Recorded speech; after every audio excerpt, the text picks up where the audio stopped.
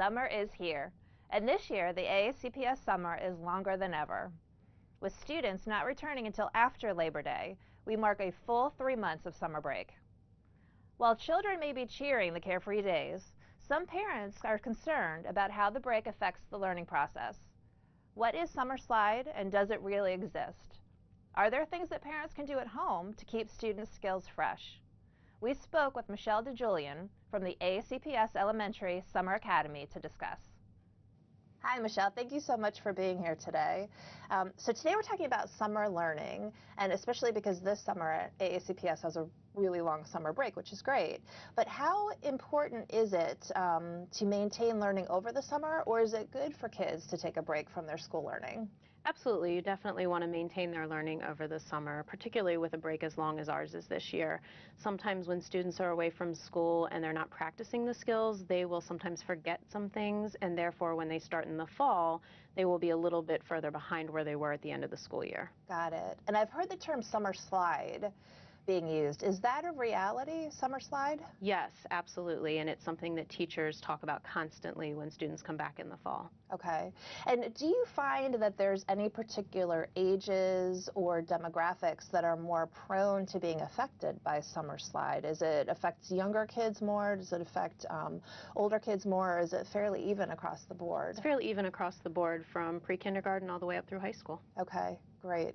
And are there, because we're talking about, hopefully things that parents can do at home, the easy tips that parents can do to kind of take a break from the dedicated school learning, but still make sure that their kids aren't sliding too far? Absolutely. Definitely when you're moving through your everyday life, think about where you use reading and math skills and involve your children in that. So for example, if you're in the grocery store and you're trying to figure out which product has a better price, which is a better buy, certainly involve your children in that decision and help them practice their math skills in doing that. Another great way to do that is cooking, because you can have the children read the recipe and practice their sequencing skills, and then they can also practice fractions, addition, subtraction of fractions, measuring skills, those kinds of things. That's great. And I would say probably that summer is a great opportunity for experiential learning, things like that, museums, zoos, wherever, even nature hikes. When parents are thinking about things that they can do at home, should they be primarily focused on the areas of reading and math, or are those the areas in which you see the summer slide happen the most, or sort of where in a curriculum base does that fall? Well, those are the areas that are tested in the state, so that is where there is a lot of focus. However, you can certainly practice reading and math skills in science and social studies. So absolutely, any opportunity you can get to take your children around the county, there's lots of great places that you can take them, for example, historic Annapolis, things like that, that they could practice those reading and math skills while they're out learning about history. And how important is reading? You hear those statistics of read to your children at least 20 minutes every night. Should you maintain that over the summer? And does AACPS offer any suggestions in terms of reading lists by grade level or age level? Absolutely. There are certainly reading lists available on our website as well as at the public libraries. Reading is absolutely important. If you can do just 20 minutes a day, I know it's a small portion of the day, research shows that students will know about 8,000 new words after reading continuously throughout the year than their counterparts that don't read every day.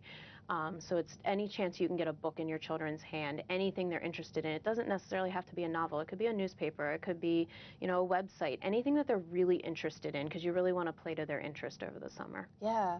And what about the AACPS libraries? Don't they have a summer reading program that the kids can go in? They absolutely do, and I know Barnes & Noble has a program as well. Okay. So they're looking for a reading incentive program for children to document what they've read over the summer, and then there's some kind of incentive at the end of the year. Yeah, my kids did the Barnes & Reading program a couple of summers ago, and they ended up earning a free book every month, I think it was, if you brought your reading logs back in. And I think it's also something fun that you can do together as a family activity.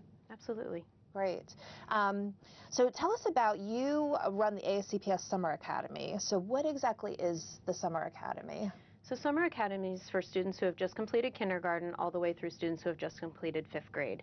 It's designed to target the skills that students struggle most with throughout the year in the areas of reading and mathematics. And it's designed to really prevent that summer slide that you were referring to. So it keeps up their skills throughout the summer, so hopefully when they come back in the fall, they're picking up right where they left off at the end of the school year. And would you call it summer school? So, but it's not necessarily for the kids who are struggling. It's actually open to any child across the county, correct? It is open to any child across the county.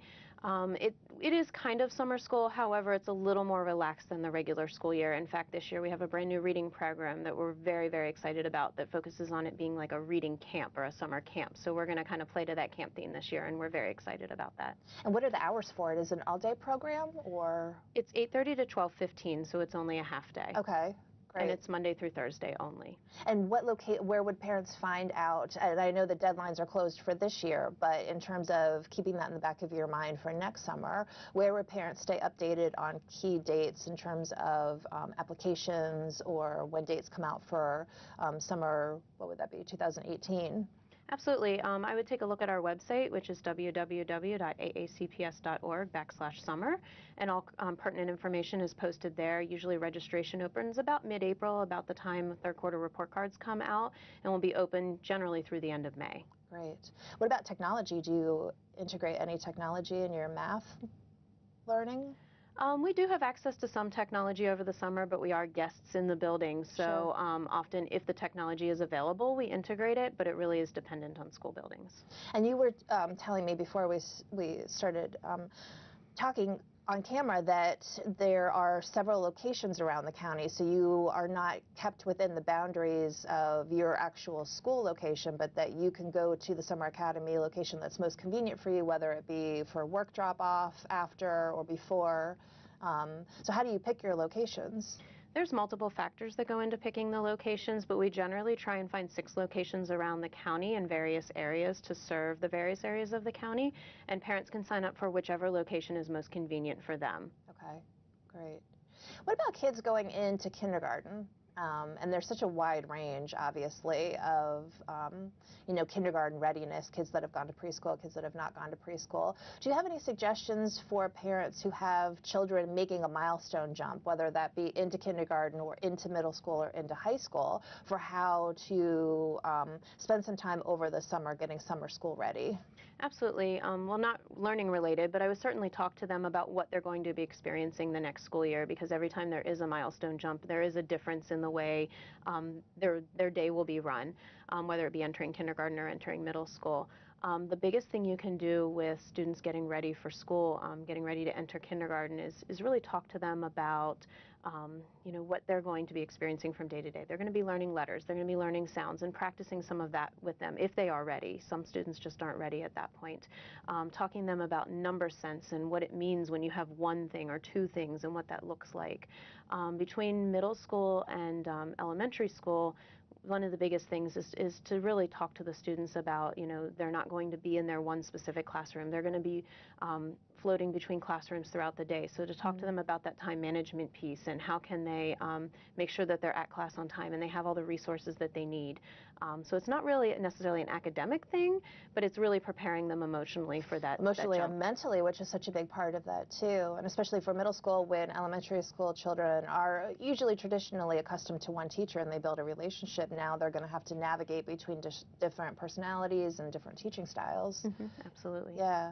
What are you hearing in terms of parent feedback? Are you hearing anything from the parents in terms of what they're looking for over the summer, or areas that they would like to see increased focus on in learning? Most of the parents, we did a parent survey last year, most of the parents were very pleased with our program and the way that it's run. They said that it absolutely met the needs of their students. We have a lot of parents this year that called and said, I would like my child to participate again because they loved it so much. So we really do listen to parent feedback. So when those surveys come home, if your child's participating in the program, please be honest, because we do take into account the feedback that's on that survey. Great. And you were saying also that you were involved in the Advanced Learner Program, and you were saying there's some stuff being planned for the fall in particular.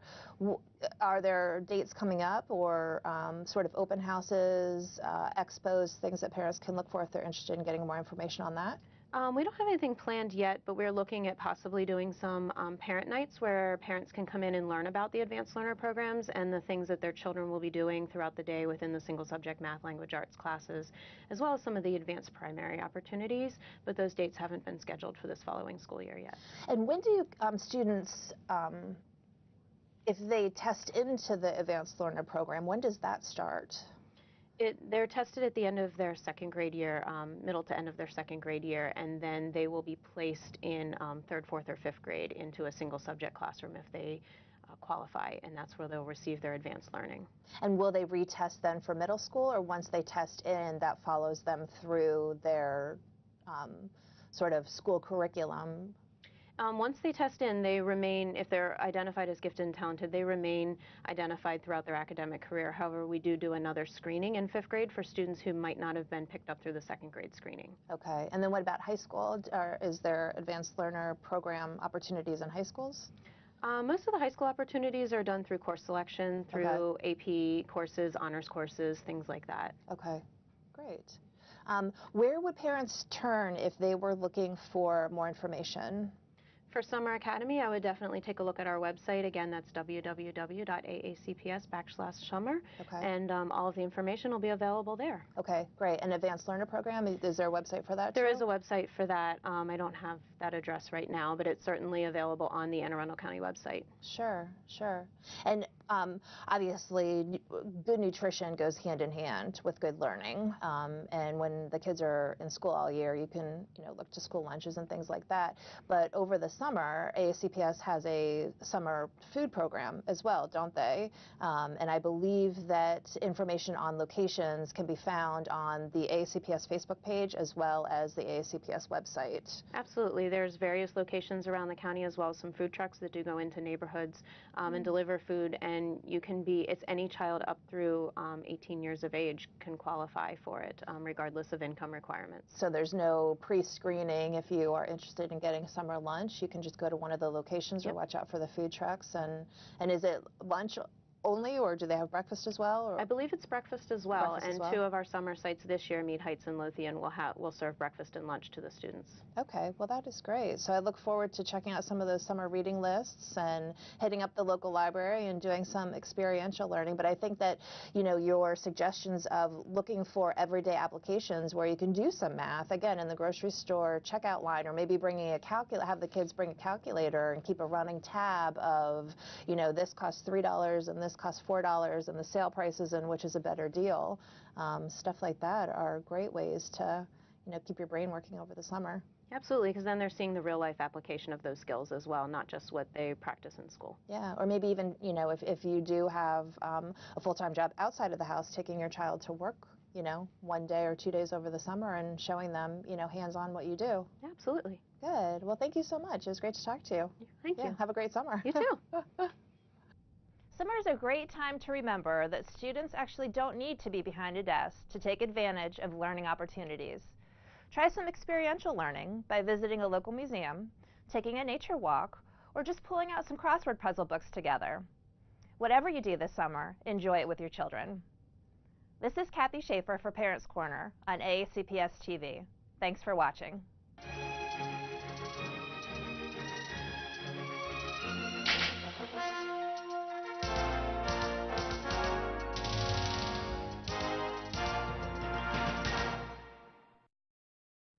Hi, I'm Jody Rissy, the Supervisor for Food and Nutrition Services in Anne Arundel County Public Schools, and we're here to celebrate summer meals. Are you worried how you're going to feed your children this summer when school is out? Learning and good nutrition does not end when school lets out. The United States Department of Agriculture's Summer Food Service Program helps provide nutritious meals to children in low-income areas so they're fueled with healthy food for learning, playing, and growing.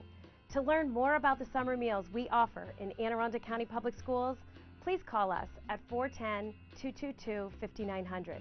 This summer, we're offering meals at over 40 locations. You can also log on to aacps.org and click on the Food Nutrition School menus to find summer meals near you. Helping children get the nutrition they need for health and growth is what the summer meals are all about. I look forward to seeing you this summer as we continue to cultivate communities of wellness.